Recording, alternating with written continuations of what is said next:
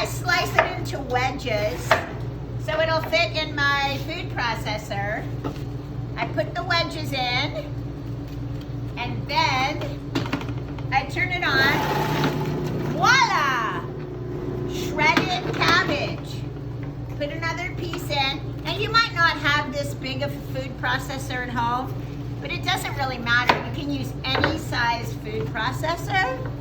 It's just remember, everything on the farm is big because the farm is big. All right, so we take the shredded cabbage. I'm gonna add some sliced radishes. Could you just wash that for me real quick? And then when they come back with the washed radish, I'll show you how I'm gonna do it. And then we're gonna put the cabbage with some radishes.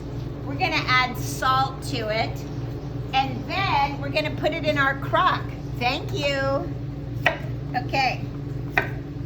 I'm gonna slice the radish really small. So look at, it's like little paper thin slices because I don't wanna shred it. I want to have it be beautiful. Do you know that sometimes when you make food, beauty matters?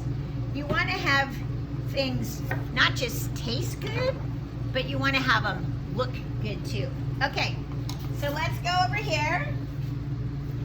And I'm going to put just some of this in here so you can see it. We're going to mix a big batch of sauerkraut today. But I want to just show you how you can make a small batch at home, okay? So I put the sauerkraut, the cabbage, that's gonna be sauerkraut, in the bowl with the radishes. And I'm gonna do what I call ample salt. And I'll post the recipe so you'll know what to do. And then you mix it up. You want to get it smushy and the salt really mixed in well. Because do you remember when we made cheese, what the salt does? It pulls out liquid. And so that's what the salt's going to do to this cabbage. It's going to break it down and make it softer and pull out the liquid. And then we're going to mix in some garlic and some onions and toss it in here with this, and then come over here and I'll show you where it goes. This is a big sauerkraut pot. These are actually made in Germany. And the sauerkraut, the veggies, go in the middle, just like this, and we're gonna layer some onions and garlic in there. And right now we've got cabbage and radishes. And then when it's full, we actually have some stones that we set on top of it. And then there's a lid, and you put water in the trough, because when you put water underneath the lid, it seals it, so no air gets in. Because if air gets in there, it'll mold. But if it's airtight by this water seal on the edge of the lid, it won't mold, because there's no air for the mold to grow on.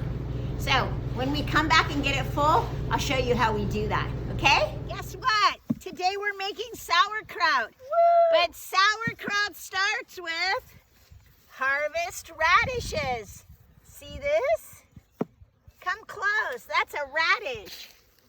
See that root? See the leaves? This is going to go in our sauerkraut. In just a minute, we're going to shred up cabbage and show you how to make it. You could make it at home too. All right, be right back. All right, take a look. See those radishes all sliced up? See the cabbage?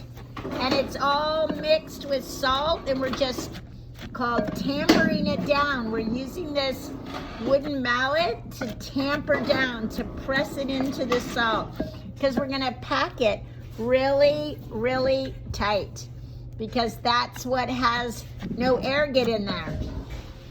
Pretty great. All right, show you when it's full. Okay, let's come look and see how we close off the pot. So see how it's full? This is full of the shredded cabbage, the salt, the garlic, and the radish. These are the stones. So one stone's already in there. You put the other stone in, and you just let the juice come on top. See that? And then we put water in this trough, and then we put the lid on. And when you put the lid on with the edge in the water, it seals it.